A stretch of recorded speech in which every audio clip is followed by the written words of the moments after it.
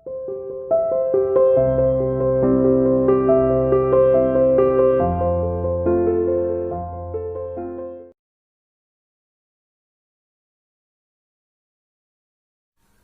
dear student, welcome to CR International School online classes. Dear plus one commerce class, today we will discuss about chapter first economics क्या है. Okay बेटा, इससे पहले हम discuss कर चुके हैं जो हमारे बाकी टॉपिक है चैप्टर 7 पर किया था हमने डिस्कस. अब आज मैं चैप्टर फर्स्ट से ही रिवीजन आपकी स्टार्ट करा रही हूँ. ठीक है, फर्स्ट है, सेकंड है, थर्ड, फोर्थ हम करा ही चुके हैं. तो ये कराने के बाद मैं स्टैटिस्टिक ले लूंगी. तो चलिए चैप्टर फर्स्ट में जाते हैं. इकोनॉमिक्स क्या है. ठीक है, तो बेटा इकोनॉमिक्स जो आपकी बुक ही है इकोनॉमिक्स, पहले आपको उसे समझना जरूरी है. तो फर्स्ट ऑफ ऑल इसकी मीनिंग समझाने से पहले मैं ये बता देती हूँ कि इकोनॉमिक्स के फादर कौन है. इकोनॉमिक्स के फादर एडम स्मिथ है. ठीक है, इकोनॉमिक्स के फादर कौन है? Adam Smith. इसके बारे में आपको पता भी होगा, मैंने आपको नोट्स भी कुछ भेजे थे. ठीक है, इकोनॉमिक्स के फादर एडम स्मिथ को क्यों कहा जाता है? क्योंकि इनका बहुत ही ज्यादा योगदान रहा है इकोनॉमिक्स में. ठीक है, इससे पहले भी बहुत से इकोनॉमिक्स थे, लेकिन एडम स्मिथ का काफी योगदान रहा इकोनॉमिक्स के डेवलपमेंट में, इसलिए इनको फादर कहा जाता है, एडम स्मिथ को. ठीक है, इकोनॉमिक्स जो ये वर्ड है ये कहां से लिया गया है? तो इकोनॉमिक वर्ड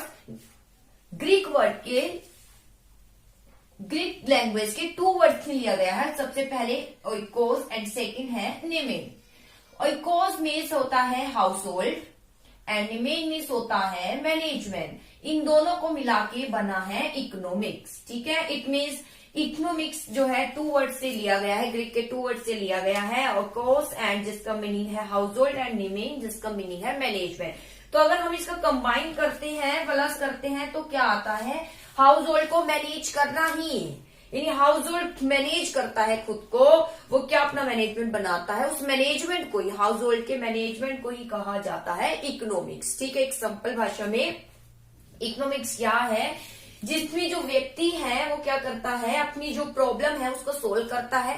कैसे? मैनेजमेंट करके. मैनेजमेंट क्यों बेटा? जैसे आपको पता है कि आप हैं तो आपकी बहुत सारी वॉन्ट्स होती है. ठीक है, वॉन्ट्स आपकी अनलिमिटेड होती है, लेकिन आपके पास रिसोर्सेज जैसे मनी है, अगर आपको कुछ खरीदना है तो बहुत ही कम होता है. तो आपको क्या करना होता है कि आपके सामने बहुत सी वस्तु है, तो आपको चूज करना होता है कि कौन सी वस्तु को आप क्या करें, सिलेक्ट करें जिससे ज्यादा आपको सेटिस्फेक्शन हो. तो इस तरीके से और किसी का तो त्याग करना पड़ेगा, सारी वस्तु को नहीं खरीद सकते. तो इस तरीके से मैनेज करना ही क्या कहलाया जाता है? इकोनॉमिक्स. तो सिंपल वर्ड में अगर हम कहें इकोनॉमिक्स क्या है, कि हाउस होल्ड को मैनेज करना ही क्या कहलाया जाता है? इकोनॉमिक. जैसे हमारी जो ये इकोनॉमिक्स है, हम इकोनॉमिक्स ही कहते हैं. ठीक है, जैसे हमारी ये इकोनॉमी है. ठीक है, तो इकोनॉमी को समझने के लिए किसको समझना जरूरी है? इकोनॉमिक्स को. जनरली आप न्यूज में यही सुनते हैं हमारी इकोनॉमी कैसी चल रही है, इकोनॉमी डेवलप है या नहीं, डाउन चल रही है. तो वो डाउन कैसे चलती है? क्योंकि उसमें हमारी पूरी इकोनॉमी में कौन होता है? एक प्रोड्यूसर होता है और कौन होता है? कंज्यूमर होता है.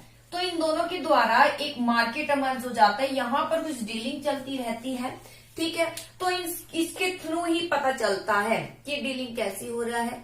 ठीक है, जीडीपी बढ़ रहा है, घट रहा है, तो इनके थ्रू ही पता चलता है कि हमारी इकोनॉमी स्थिति कैसी है.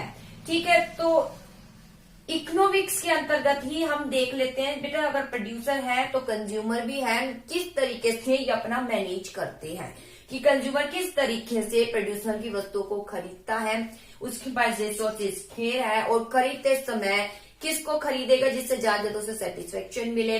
इस तरीके से मैनेज करना ही इकोनॉमिक्स कहलाया जाता है. ऐसे प्रोड्यूसर भी अपने आप को इस तरीके से मैनेज करता है. ठीक है, अपने रिसोर्सेज को इस तरीके से मैनेज करता है कि ज्यादा उसे क्या मिल सके, प्रॉफिट. और कंज्यूमर अपने आप को इस तरीके से मैनेज करता है, यानी अपने जो रिसोर्सेज को इस तरीके से मैनेज करता है कि ज्यादा क्या मिल सके, कंज्यूमर सेटिस्फेक्शन. तो इन्हीं ही कहा जाता है इकोनॉमिक्स. तो देखिए, economics is a subject matter that deal with economic problem related to human life. जो इकोनॉमिक्स क्या है, किससे डील करता है? कुछ इकोनॉमिक प्रॉब्लम होती है जो व्यक्ति की लाइफ से रिलेटेड है. क्या है लाइफ से रिलेटेड? इकोनॉमिक प्रॉब्लम इज, ये जो इकोनॉमिक्स है हमारी इकोनॉमिक प्रॉब्लम के बारे में बताता है. इकोनॉमिक्स प्रॉब्लम क्या है? Problem of choice. हमें पता ही, हमें चूज करना ही पड़ता है. ठीक है, चूज क्यों करना पड़ता है? क्योंकि हमारी जो वॉन्ट्स है क्या है? अनलिमिटेड है. हमारी वॉन्ट्स क्या है? अनलिमिटेड। बेटा वांट्स होती है, एक नीड होती है, दोनों में अंतर है। नीड सबकी सेम होती है, जैसे भूख लग रही है, हाँ जी वो नीड है, लेकिन क्या खाना है, आप क्या खाना चाहते हैं, सांभर डोसा, इडली, पाव भाजी, ठीक है, क्या खाना चाहते हैं आप, परांठे हैं, कौन से परांठे खाना चाहते हैं, आलू के हैं, गोभी के, ये समथिंग आप चाहते हैं, तो ये कहलाई जाती है वांट। ये क्या कहलाई जाती है, वांट। तो हमारी वांट अनलिमिटेड है, हमारी वांट जो है अनलिमिटेड है, लेकिन इसको पूरा करने वाले जो रिसोर्सेज है वो क्या है, स्क्वेयर है। जो रिसोर्सेज है वो क्या है, स्क्वेयर है। रिसोर्सेज कौन, जो मनी है, मनी से ही खरीदोगे, तो वो क्या है, स्क्वेयर है, यानी बहुत ही कम। बेटा रिसोर्सेज को हर किसी को रिसोर्सेज कह सकते हैं, मार्केट रिसोर्सेज है, ठीक है। अब हम जिसके थ्रू स्टडी कर रहे हो, ये भी एक रिसोर्सेज है, सब कुछ हर किसी को रिसोर्स बोलता है। टाइम भी एक रिसोर्स है, मनी भी रिसोर्स है। तो मनी हमारी क्या है, मनी जो है स्क्वेयर है। स्क्वेयर मीन्स जिसकी डिमांड क्या होती है ज्यादा और सप्लाई क्या होती है कम। और डिमांड सप्लाई के बारे में अब हम काफी डिस्कशन कर चुके हैं क्लास में, आपको अच्छे से टॉपिक आता होगा। तो मीन्स स्क्वेयर जिसमें डिमांड ज्यादा है और सप्लाई क्या होती है, कम होती है। तो प्रॉब्लम यहाँ क्या क्रिएट हो जाती है, किसका मैनेज किया जाता है कि वांट्स अनलिमिटेड है हमारी और रिसोर्सेज स्क्वेयर है, और उसकी रिसोर्सेज की क्या है, अल्टरनेटिव यूज। जैसे मनी है तो मनी के बहुत से अल्टरनेटिव यूज है, किस पर खर्च करना चाहते हैं, बहुत सी यूज है। आप कोई भी वस्तु खरीद सकते हैं, लेकिन सारी वस्तु एक साथ नहीं खरीद सकते, क्योंकि मनी क्या है, स्क्वेयर है। आप क्या खरीदना चाहते हैं, हो सकता है आप कुछ क्लॉथ खरीदना चाहते हो, या आप खाने के लिए कुछ फूड खरीदना चाहते हो, या कुछ फर्नीचर खरीदना चाहते हो, बहुत से है, ठीक है, या कुछ अपनी वस्तु खरीदना चाहते हो जरूरत की। तो मनी के बहुत से यूजेस है, लेकिन आप सब नहीं खरीद सकते, क्योंकि ये मनी क्या है, रिसोर्सेज, और रिसोर्सेज क्या है, स्क्वेयर है। यही प्रॉब्लम का सोल्यूशन करना ही क्या है, इकोनॉमिक्स। इकोनॉमिक्स में इनका मैनेजमेंट किया जाता है। कंज्यूमर इस तरीके से बिहेव करेगा अपने लिमिटेड रिसोर्सेज के साथ कि उससे वो अपने रिसोर्सेज को ऐसी भी वस्तु पर खर्च करेगा जिससे वो ज्यादा क्या मिल सके, उसे सेटिस्फेक्शन। जैसे हम मार्केट में जाते हैं तो आपको आगे बहुत सारी वस्तु दिखाई जाती है, आपको कई वस्तुओं में पसंद आती है, लेकिन सारी नहीं खरीद सकते, क्यों, क्योंकि मनी तो आपके पास स्क्वेयर है। फिर आप उस वस्तु को चूज करते हैं जिसमें आपको ज्यादा क्या मिल सके, सेटिस्फेक्शन मिल सके, ठीक है। तो इसमें बोलते हैं इकोनॉमिक्स, ठीक है। जनरली इकोनॉमिक जो हमारे इकोनॉमिक प्रॉब्लम के बारे में बताता है, इकोनॉमिक प्रॉब्लम जो ह्यूमन लाइफ से रिलेटेड है, उसको उस डील को क्या करता है, उस डील के बारे में अध्ययन करता है, उसे बोलते हैं इकोनॉमिक्स, ठीक है। इसे प्रॉब्लम ऑफ चॉइस भी बोलते हैं। जो इकोनॉमिक प्रॉब्लम है, एडम स्मिथ ने उसका अध्ययन किया था। और इकोनॉमिक्स को 2 पार्ट्स में डिवाइड किया गया बेटा, एक तो माइक्रो लेवल पर और मैक्रो लेवल पर। अगर आप देखिए यही प्रॉब्लम, जो ये प्रॉब्लम है सारी, ये प्रॉब्लम ह्यूमन रिसोर्सेज है, स्क्वेयर है, अल्टरनेटिव यूजेज है। जब हम इंडिविजुअल लेवल पर अध्ययन करते हैं, छोटे स्तर पर अध्ययन करते हैं, तो माइक्रो इकोनॉमिक्स कहलाई जाती है। और वहीं अगर हम इसको लार्ज लेवल पर पूरी कंट्री के आधार पर अध्ययन करते हैं, तो उसमें क्या बोलते हैं, मैक्रो इकोनॉमिक्स। जैसे कि इंडिविजुअल डिमांड का हम अध्ययन कर रहे हैं, तो उसे बोलेंगे माइक्रो इकोनॉमिक्स। लेकिन हम पूरे ही एग्रीगेट डिमांड, पूरी अर्थव्यवस्था में डिमांड क्या चल रही है, डिमांड का स्तर क्या चल रहा है, उसके बारे में अध्ययन करेंगे, तो उसे वो क्या कहलाया जाएगा, मैक्रो इकोनॉमिक्स। वो किसका पार्ट कहलाया जाता है, मैक्रो इकोनॉमिक्स। तो बेटा इकोनॉमिक्स को 2 पार्ट्स में डिवाइड किया गया है, micro economics and second one is macro economics, ठीक है। और इसको किसने डिवाइड किया था, माइक्रो मैक्रो में रैगनर फ्रिश ने जो है डिवाइड किया था। कितने पार्ट्स में, इसको 2 पार्ट्स में, माइक्रो और मैक्रो इकोनॉमिक्स। रैगनर फ्रिश ने जो है इसको कितने पार्ट्स में डिवाइड किया था, 2 पार्ट्स में डिवाइड किया था, माइक्रो और मैक्रो इकोनॉमिक्स के रूप में। अब माइक्रो क्या है, माइक्रो मीन्स होता है स्मॉल, इसके बारे में मैं बता देती हूँ। देखिए हाँ जी, अब आपने माइक्रो इकोनॉमिक्स क्या है, तो माइक्रो इकोनॉमिक्स जो स्मॉल लेवल के अध्ययन पर आधार पर स्टडी की जाती है, उसमें बोलते हैं माइक्रो इकोनॉमिक्स। माइक्रो मतलब होता है स्मॉल। ये भी माइक्रो किस वर्ड से लिया गया है, ग्रीक वर्ड के 2 वर्ड से 1 वर्ड से लिया गया है, जिसका ग्रीक के माइक्रोस वर्ड से लिया गया है, ठीक है। माइक्रोस का मतलब होता है स्मॉल, ठीक है। और इकोनॉमिक्स तो आपको पता है इकोनॉमिक्स क्या है, मैनेजमेंट करना हाउस होल्ड। तो स्मॉल लेवल पर मैं हाउस होल्ड जब अपना मैनेज करता है तो उसमें बोलते हैं माइक्रो इकोनॉमिक्स। ऐसे ही है मैक्रो इकोनॉमिक, किससे लिया गया है, ग्रीक लैंग्वेज के 2 वर्ड से लिया गया, 1 वर्ड से लिया गया जिसका मीनिंग है, ये मैक्रो से लिया गया है जिसका मीनिंग है लार्ज, जिसका मीनिंग क्या है, लार्ज। ये ग्रीक वर्ड के मैक्रोस से लिया गया है, ठीक है, जिसका मीनिंग है लार्ज, ठीक है। तो इसका मतलब ये लार्ज लेवल पर ग्रीक ह्यूमन लैंग्वेज है उसके माइक्रोस से लिया गया है जिसका मीनिंग है लार्ज। इट मीन्स ये लार्ज लेवल पर क्या करता है, स्टडी करता है किसकी, मैनेजमेंट की। तो ये पूरी कंट्री के आधार पर अध्ययन करता है, ये एक छोटे लेवल के आधार पर अध्ययन करता है, ठीक है। जब एक इंडिविजुअल डिमांड या सप्लाई का अध्ययन करेंगे तो हम कहेंगे उसे माइक्रो इकोनॉमिक स्टडी है। पूरे कंट्री के आधार पर अध्ययन करेंगे तो हम क्या कहेंगे, वो मैक्रो इकोनॉमिक्स की स्टडी है।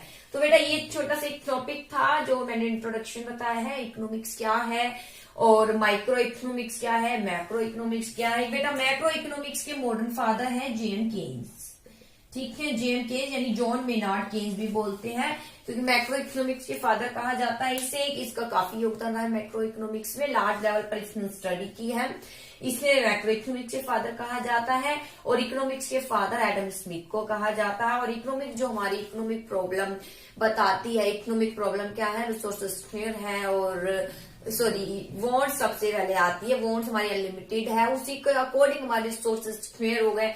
वॉन्ट्स अनलिमिटेड नहीं होती, रिसोर्सेज स्क्वेयर भी नहीं होते हमारे। और वॉन्ट्स अनलिमिटेड क्यों हुई, क्योंकि रिसोर्सेज के बहुत से यूज हमारे आगे थाउजेंड ऑफ वैरायटी वस्तुओं की मिल जाती है जो हमें अट्रैक्ट करती है अपनी, इससे हमारी वॉन्ट्स क्या होती जा रही है, अनलिमिटेड होती जा रही है।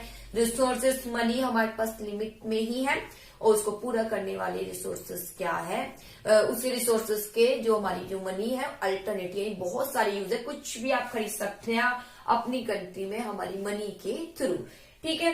तो ये खिलाई जाती है इकोनॉमिक्स। और माइक्रो इकोनॉमिक्स बता दिया मैंने, मैक्रो इकोनॉमिक्स बता दिया है। माइक्रो मैक्रो में एक स्मॉल अंतर और बता देते हैं, चलिए डिफरेंस आता है माइक्रो और मैक्रो इकोनॉमिक्स क्या है। तो बेटा डिफरेंस तो बनाकर आप लिख सकते हैं।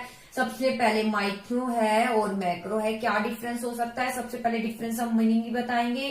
तो स्मॉल लेवल पर अध्ययन किया जाता है, इसमें लार्ज लेवल पर अध्ययन किया जाता है माइक्रो में और दूसरा मैक्रो में। इसके बाद आता है मीनिंग के बाद कहा किस वर्ड से लिया गया है, माइक्रो से लिया गया है। ये किस वर्ड से लिया गया है, मैक्रो से लिया गया है। इसमें क्या क्या एग्जाम्पल आते हैं, जैसे इंडिविजुअल डिमांड है, इंडिविजुअल सप्लाई है, इन सबका अध्ययन करते हैं, ठीक है। और यहाँ प्रोड्यूसर इक्विलिब्रियम, ये सब आपने लेसन पढ़े ना माइक्रो में। और मैक्रो में क्या करते हैं, एग्रीगेट डिमांड का अध्ययन करते हैं, एग्रीगेट सप्लाई का अध्ययन करते हैं, ठीक है, एम्प्लॉयमेंट का इसी के अंदर अध्ययन करते हैं। तो ये सब मैक्रो इकोनॉमिक्स कहलाई जाती है, ठीक है बेटा। तो ये था कुछ, बस इतने डिफरेंस काफी है। माइक्रो इकोनॉमिक्स है और मैक्रो इकोनॉमिक्स है, ये क्या है, किसने इसको प्रोपाउंड किया है, इकोनॉमिक्स के फादर कौन है, ये कौन सी प्रॉब्लम का सोल्यूशन बताता है। तो ये सब हमारे इकोनॉमिक्स का एक पार्ट है। आई होप आपको क्लियर हो गया होगा। इसके बाद मैं आपको एक इकोनॉमिक्स के बारे में बता देती हूँ, नॉर्मेटिव इकोनॉमिक्स क्या है और पॉजिटिव इकोनॉमिक्स क्या है। देखिए पॉजिटिव इकोनॉमिक्स और नॉर्मेटिव इकोनॉमिक्स क्या है।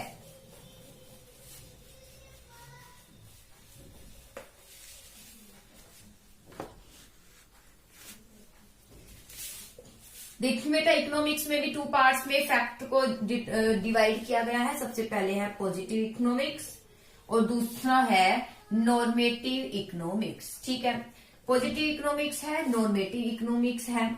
पॉजिटिव इकोनॉमिक्स जिसमें जो फैक्ट है किससे रिलेटेड होते हैं, प्रेजेंट, पास्ट एंड फ्यूचर से। और नॉर्मेटिव इकोनॉमिक्स क्या है, जिसमें फैक्ट यानी कुछ तथ्य है, सच्चाई है, जैसे अर्थव्यवस्था में पॉवर्टी बढ़ती जा रही है, पहली पॉवर्टी, ये कुछ फैक्ट है। नॉर्मेटिव में किससे रिलेटेड होता है, फ्यूचर से रिलेटेड होता है, ठीक है बेटा। तो थोड़ा सा आज मैंने इस वीडियो में मैं यही बताना चाह रही हूँ पॉजिटिव इकोनॉमिक्स और नॉर्मेटिव इकोनॉमिक्स के बारे में, लेकिन इसके जो हम डिटेल है वो नेक्स्ट वीडियो में पढ़ेंगे। थोड़ा सा बता दी कि कितने पार्ट्स में फैक्ट डिवाइड किया गया है। पॉजिटिव इकोनॉमिक्स और नॉर्मेटिव, जब इसके फैक्ट को हम डिटरमाइन करते हैं। पॉजिटिव जो प्रेजेंट पास्ट फ्यूचर से रिलेटेड है, नॉर्मेटिव जो किससे रिलेटेड होता है, फ्यूचर से रिलेटेड होता है। ठीक है बेटा, तो यहाँ तक थोड़ा सा पढ़ने की कोशिश कीजिएगा, पढ़िएगा अच्छे से, और कोई प्रॉब्लम है तो आप पूछ ही सकते हैं। Okay, thank you.